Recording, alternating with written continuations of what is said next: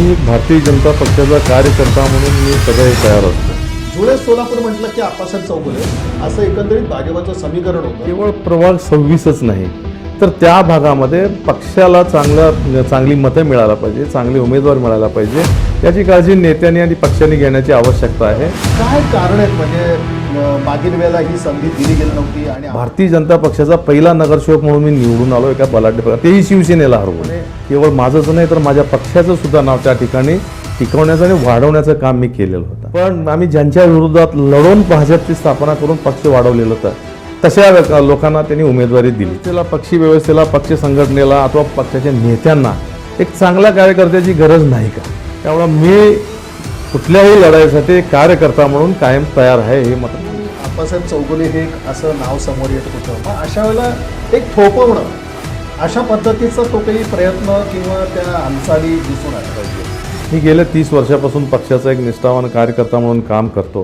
कार्यकर्ता मजबूत तर पक्ष मजबूत, पक्ष मजबूत तर नेते मजबूत आणि आपण सत्तेत जातो. अशा कार्यकर्त्याला कोणी बाजूला ठेवत असेल तर ते कार्यकर्त्यांचं खच्चीकरण नाही, ते पक्षाचं आणि नेत्यांचं स्वतःचं खच्चीकरण आहे. की निष्ठावंताला न्याय मिळाला पाहिजे ही जी त्यांची भूमिका आहे बिलकुल स्वार्थार आहे. आता ही त्यांची जबाबदारी आहे निष्ठावंताला न्याय मिळवून देणे. आम्हाला ध्यानी मनी नसताना आम्हाला डावललं गेलं. का डावलले अजूनही अनुत्तरित उत्तर नाही ह्याचं माझ्याकडे. अगदी अशा पद्धतीच्या इनकमिंगचे तुम्ही बळी ठरलात ही भावना तुमच्या मनात आहे? इनकमिंग जे माझ्यावर घडलं तेच होतं ना. ह्या फॉर्म भरून घेणे, मुलाखती घेणे, त्यातूनच निवड होईल ह्याची खात्री पक्ष देत नाही.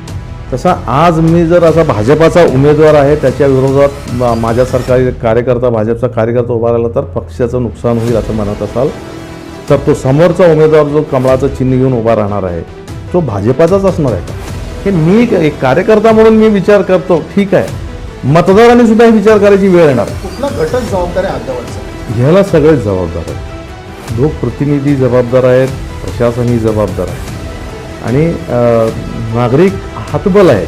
आपण पाणी लोकांना किती शुद्ध देतो? एकतर 5-6 दिवसांनी देतो. किती पाणी शुद्ध देतो लोकांना आपण? हिथं स्मार्टनेस आपल्याला आणायची गरज आहे.